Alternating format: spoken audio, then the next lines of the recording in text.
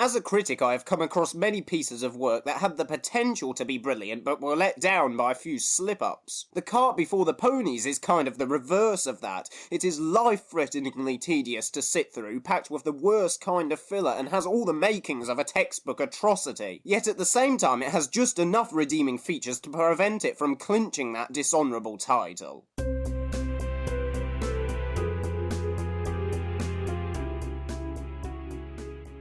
This CMC episode does not focus on the cutie marks at all, which doesn't bother me in itself since there is still plenty of mileage to be had out of these characters without touching on that arc. Instead, we get an episode about building carts. There'll be a block of applewood just like this one waiting for you at Sweet Apple Acres tomorrow, and you've got 1 day to turn it into a race-ready cart. Incidentally, it's good to see Cheerily again, even if she doesn't do much here other than wear a cheerleader outfit and spout some exposition. The fact that Scootaloo, Sweetie Belle and Apple Bloom do not go for the cart designs you would immediately expect is refreshing, as it shows that they are complex characters as opposed to cardboard cutouts. Unfortunately, from this point onwards it goes downhill very quickly. Rewatching the middle part of the episode really felt like a chore. The writers clearly don't have enough material to work with, as it is literally variations on the same scene over and over again. Crusader Pony A wants X, older Pony B ignores her and does Y instead, rinse and repeat.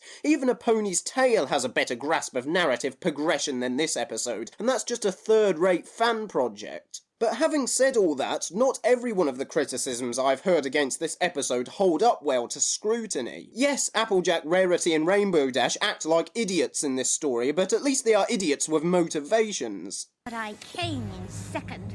Second! You? Second for most creative?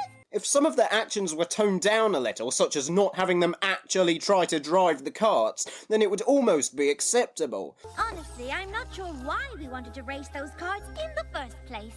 Many of the other criticisms I have come across are rooted in a fundamental misinterpretation of the conflict. Lightning Sword Studios, among others, suggests that having the CMC swap carts would be a better way to resolve the story. Have Apple Bloom jump in with Rainbow Dash, Scootaloo in with Rarity, and Sweetie Belle in with Applejack.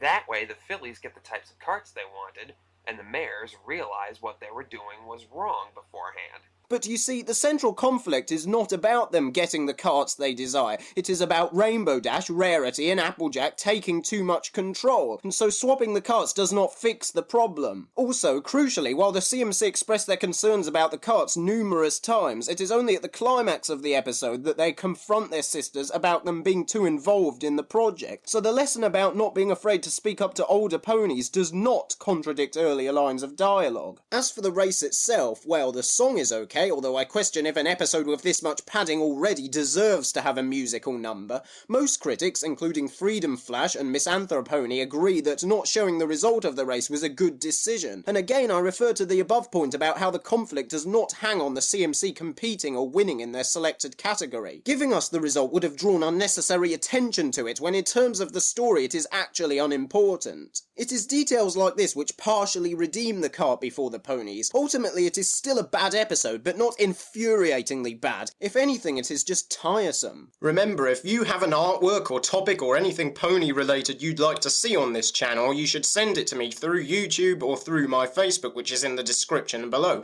Just be aware that I do reserve the right to be brutally honest. I'm Midnight, and I'll see you next time.